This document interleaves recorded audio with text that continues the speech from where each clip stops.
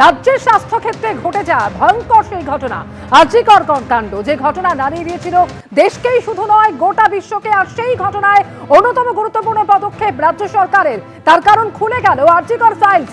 Suspend করা হলো 3 জন IPS অফিসারকে। আরজিকর মেডিকেল কাণ্ডে একেবারে কঠোর পদক্ষেপ নিলেন মুখ্যমন্ত্রী শুভেন্দু অধিকারী। হাসপাতালে এই অভাব ধর্ষণ খুনের মামলায় 3 আইপিএস অফিসারকে সাসপেন্ড করা হলো, যারা হলেন তৎকালীন কলকাতা সিপি বিনীত গোয়েল, তৎকালীন ডিসি সেন্ট্রাল ইন্দিরা মুখোপাধ্যায় এবং সাসপেন্ড করা হলো তৎকালীন ডিসি নর্থ অভিষেক গুপ্তকে।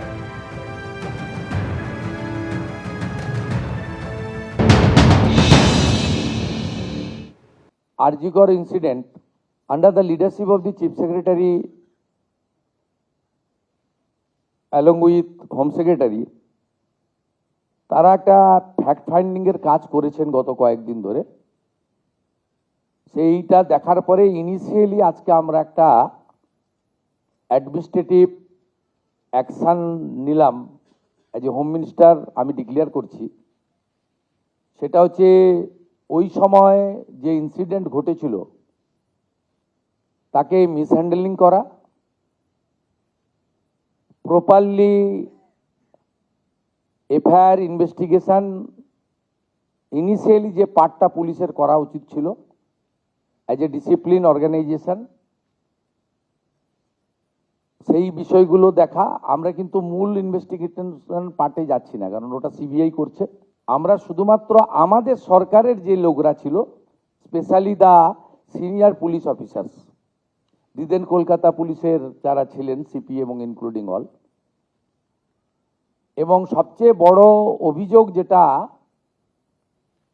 ইনিশিয়ালি আমাদের কাছে ভিকটিমের মাদারের পক্ষ থেকে, যে 2 জন police officer on behalf of the state government টাকা দিতে চেয়েছিলেন, আর একজন ডিসি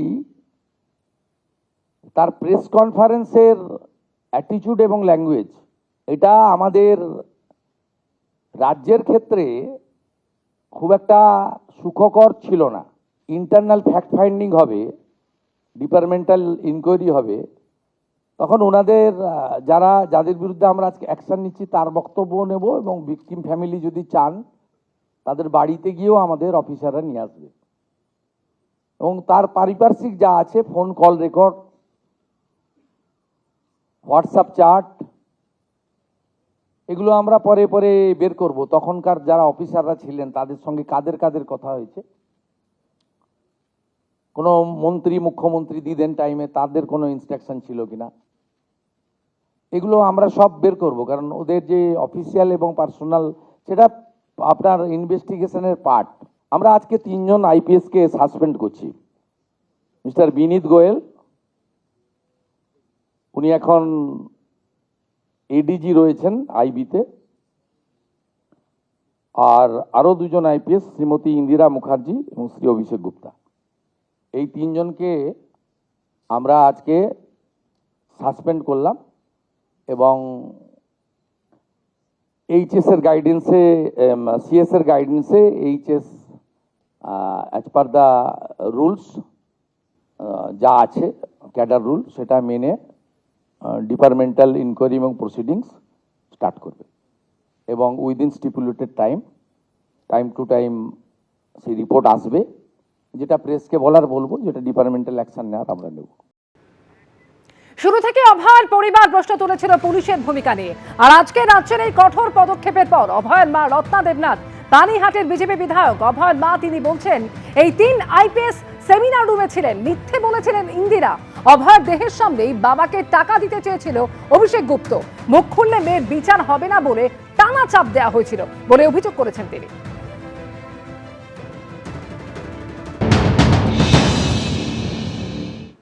3 জন আইপিএস অফিসারকে সাসপেন্ড করার মধ্য দিয়ে এটাই কি তার প্রথম ধাপ? হ্যাঁ, এই আইপিএস অফিসাররা সেমিনার রুমে ছিলেন, এবং ইন্দিরা মুখার্জি তিনি হচ্ছে সেমিনার রুমে কারা কারা ছিল এটা প্রেস মিট করে মিথ্যে কথা বলেছেন। এবং এই একজন অভিষেক গুপ্তা, তিনি আমার মেয়ের ডেড বডির সামনেই ওর বাবার কাছে টাকা ধরাতে এসেছিল, এবং সেটা যেন আমরা না বলি তার জন্য মানে আমাদের থ্রেট দেওয়া হয়েছিল। কেন বলেছো মানে তোমার মেয়ের আর বিচার পাবে না, এটা বলেও আবার একটা ভিডিও করিয়ে নেওয়া হয়েছিল জোর করে আমাদের কাছ থেকে। আপনাদেরকে কি বলা হয়েছিল যে মানে আমাদের সবসময় 4 দিন ধরে বলা হতো যে কিছুই বলবে না, বললে মেয়ের বিচার হবে না, বললে মেয়ের বিচার হবে না, সবসময় এটা বলা হতো আমাদের। 4 দিন সত্যিই আমরা কিছু বলতাম না, ভয়ে করতে পারবো না, মেয়েটাকে তো হারিয়েই ফেলেছি, তো ন্যায়ের পথেই থাকবো, যা হয় হবে, সেই বলে আমি বলে ফেলেছিলাম। আর সেদিন যদি আমি না বলতাম হয়তো কোনোদিনই মুখ খুলতে পারতাম না। অন্যান্য বাবা মারা যেমন মুখ খোলেন না, ভয় পান, ওই টাকাটা ধরেন, আমি তাদেরও বলবো যে প্রতিবাদ করতে শিখুন, ওই টাকাটা ধরবেন না। স্ত্রী এসে আমাকে মাথায় হাত রেখে আশ্বাস জুগিয়ে গেছিলেন, উনি সেটার দাম রেখেছেন, তার জন্য আমি ওনাকে প্রণাম জানাই। এবং আমাদের যিনি নতুন মুখ্যমন্ত্রী, তাকেও আমি সশ্রদ্ধ প্রণাম জানাই। খুলে গেল আরজিকর ফাইলস এবং সাসপেন্ড করা হলো 3 আইপিএস অফিসারকে। আর রাজ্যের মুখ্যমন্ত্রীর স্ক্যানারে রাজ্যের প্রাক্তন মুখ্যমন্ত্রীও কি বললেন মুখ্যমন্ত্রী শুভেন্দু অধিকারী এই প্রসঙ্গে শোনাবো। ইন্টারনাল ফ্যাক্ট ফাইন্ডিং হবে, ডিপার্টমেন্টাল ইনকোয়ারি হবে, তখন ওনাদের যাদের বিরুদ্ধে আমরা আজকে অ্যাকশন নিচ্ছি তার বক্তব্য নেব, এবং ভিকটিম ফ্যামিলি যদি চান তাদের বাড়িতে গিয়েও আমাদের অফিসাররা নিয়ে আসবে, এবং তার পারিপার্শ্বিক যা আছে, phone call record, WhatsApp chat, এগুলো আমরা পরে পরে বের করব। তখনকার যারা অফিসাররা ছিলেন তাদের সঙ্গে কাদের কাদের কথা হয়েছে, কোনো মন্ত্রী মুখ্যমন্ত্রী দিদেন টাইমে তাদের কোনো ইনস্ট্রাকশন ছিল কিনা, এগুলো আমরা সব বের করব। কারণ ওদের যে অফিসিয়াল এবং পার্সোনাল, সেটা আপনার ইনভেস্টিগেশনের পার্ট, কিন্তু আমরা ওই মিসহ্যান্ডেলিং আর পরিবারকে বেআইনিভাবে অর্থ অফার করা। শুরু থেকে অভয়ার পরিবার প্রশ্ন তুলেছে পুলিশের ভূমিকা নিয়ে, এবং তারা বারবার যেটা বলেছে যে বিচার এখনো অধরা। আর আজকে যখন রাজ্য সরকার এই কঠোর পদক্ষেপ নিয়েছে, তখন অভয়ার মা আর কি বলছেন শুনুন।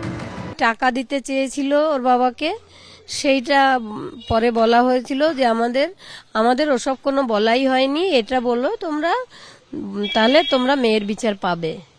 যে টাকা দিতে চেয়েছিলেন, তারপরে আপনাদেরকে দিয়ে আবার ভিডিও করিয়ে বলিয়ে নেওয়া হয়েছিল যে এরকম কোনো বিষয় না, এরকম কোনো বিষয় নয়, কোনো টাকা পয়সা আমাদের দিতে চাওয়া হয়নি। এই 3 জন আইপিএস এর মধ্যে কারা কারা ছিলেন সেই এইটা এর মধ্যে ছিলেন হচ্ছে ঘোলা থানার ওসি, যিনি এখনো ওখানে ঘোলা থানাতেই আছেন, তিনি ছিলেন দরজার সামনে দাঁড়িয়ে। আর আমাদের পাশের বাড়ি সঞ্জীব মুখার্জি ভিডিওটা করেছিল। সেদিন আমার প্রেশার অনেক হাই হয়ে গেছিল, প্রচন্ড জ্বর ছিল, আমার বসতে পারছিলাম না, আমার ছোটদা আমাকে জড়িয়ে ধরে রেখেছিল, আমি বারবার বলছিলাম আমি পাচ্ছি না, আমি শুতে যাই। তা সঞ্জীব মুখার্জি জোর করছিল যে না, তুমি মা, তুমিই বলে দিয়েছো টাকা দেওয়ার কথাটা, তা তোমাকেই বলতে হবে যে এসব কিছুই হয়নি। এতটা কষ্ট পেয়েছি আমি, তবুও আমি হাল ছাড়িনি। আর যতদিন না সমস্ত অপরাধী গ্রেপ্তার হবে, ততদিন আমি এই লড়াইটা চালিয়ে যাব। তালিকা আপনি একাধিকবার বলেছেন, কাকে কাকে আপনি আরো চিহ্নিত করতে চান যারা এই গোটা প্রক্রিয়া? আমার কাছে লিস্ট রয়েছে, তবে এটা তো তদন্ত বিষয়, সেই জন্য আমি এখন বলতে পারবো না। আমি আশা কখনো ছাড়িনি, তবে সেই আশাটা আর একটু মানে একটা ধাপ পেরোলাম। এখানে অনেক বড় বড় মাথারা জড়িয়ে রয়েছে, ঠিকঠাক তদন্ত হলে অনেকেই অপরাধী এখানে, তবে কেউ অপরাধী এবং কেউ অপরাধকে আড়াল করেছে। যেমন আমাদের মমতা ব্যানার্জি সমস্ত দোষীদের আড়াল করে রেখেছেন সবসময়। কেন? দোষীদের আড়াল করার জন্য উনি কোটি কোটি টাকা আমাদের জনগণের ট্যাক্সের টাকা খরচা করে দিয়েছেন। এটা কেন করেছেন, এটার জবাবও দিতে হবে ওনাকে। এবিপি আনন্দ, এগিয়ে থাকে, এগিয়ে রাখে।